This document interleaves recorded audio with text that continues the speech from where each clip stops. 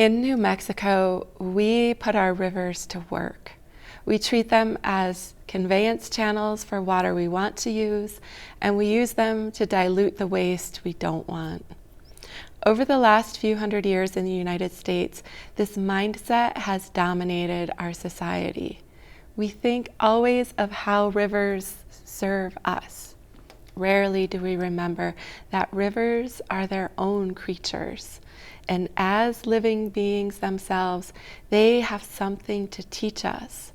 With funding from the Water Desk at the University of Colorado Boulder, the Our Land crew visited the Gila River, including a stretch that would have been changed forever if New Mexico had moved forward on a controversial diversion. In this special Our Land segment, we consider what lessons the Upper Gila River holds for the future and for the rest of the Colorado River basin downstream.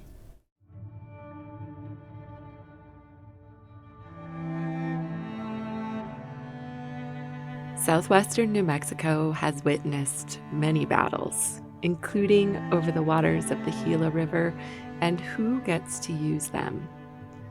Down in this valley, downstream of the nation's first designated wilderness area, the most recent battle was over building a diversion on a free-flowing stretch of the river high in the watershed. But people also love the Gila, even if it's for different reasons. I love swimming in it. I love sitting by it, running by it. Other people love it because of the crops they grow from the water from the river, and they saw an opportunity to divert more water and have more water available throughout the year. They wanted that reliability. So it helped me to remember that we all love the same place, just from different perspectives.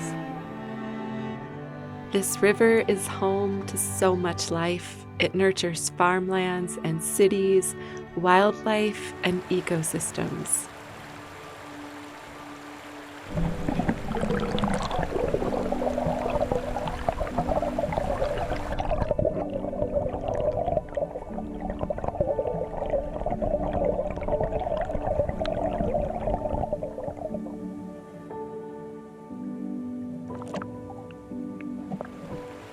If we pay attention, it also has a lot to teach us.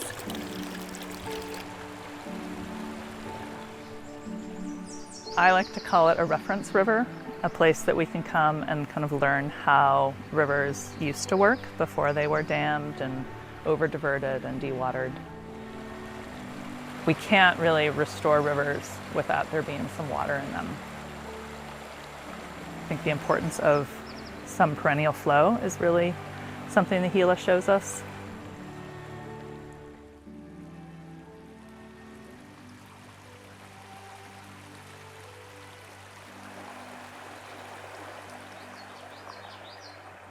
As we try to live with climate change and this increased range of flows, we're going to have even bigger floods, and we're going to have even lower flows and longer periods of low flows. It's during those low flow periods that people start thinking we can move our way back into the floodplain, and that's happened in this valley. And then the floods come and people are like, oops, yes, back to the edges.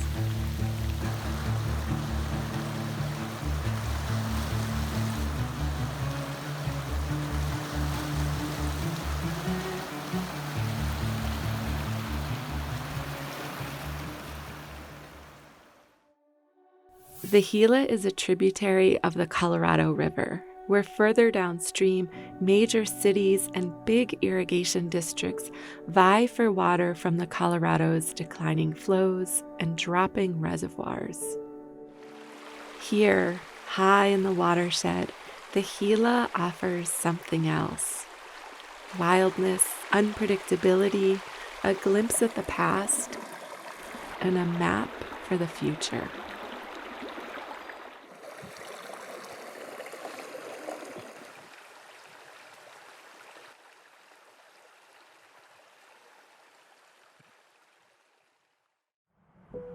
Before white settlers started farming along the Gila, this was Apache land. We refer to it as Ndebena. Shai Mbatsu Nabetin Shima wicho chita tsihetende. Growing up, Joe Saenz' mother taught him about water. She would talk about water as a spirit, like my grandfather used to talk about trees, like they were people, you know. Even though we live in the kind of country that we live in, as the dialogue goes, you know, we had hydrologists. We had people that understood water, where it was, how to get it, what was good, what was not. And so water has always been one of those elements that should be in balance with everything else. Now more than ever, we need to find balance. Here, there's still a place to learn. What does Gila mean? It's, you know, to us it's a Spanish word, you know, so it doesn't do much to inspire us. And so we rather suggested that if you really want to protect this country, include us, because we can tell you how to protect it. We can tell you the intricacies of the animals, the grass, the waters, the trees, the plants, everything, how they fit together and what you need to consider and how to protect it. But if you're going to break it up and just protect pieces, that's not going to work either, because it doesn't work that way.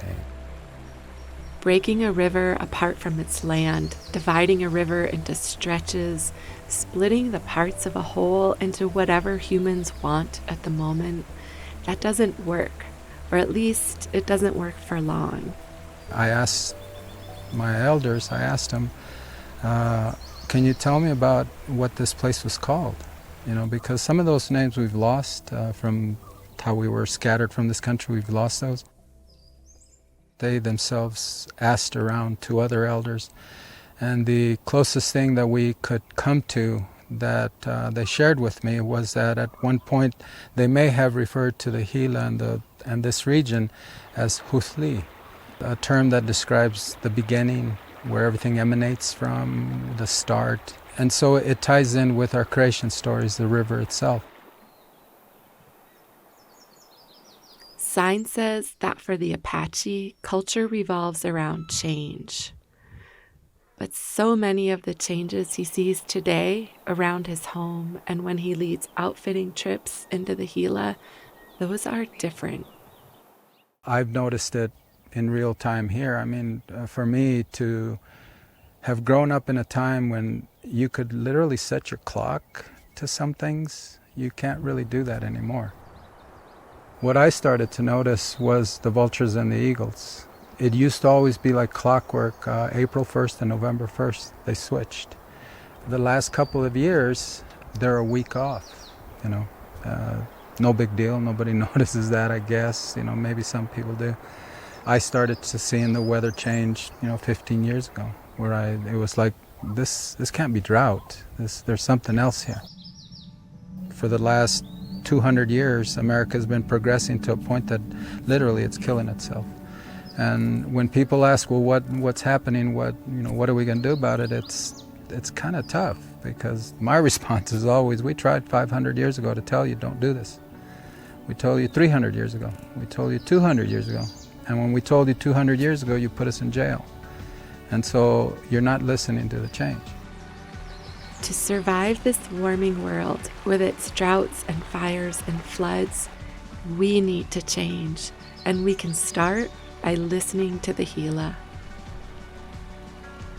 To me, to us, the river's basically telling us, join me. Don't try to stop me, don't try to change me. Join me and live with how I change. There are reasons for those floods. There are reasons for times when rivers run slow. There's reasons for all of that. And so those changes need to happen.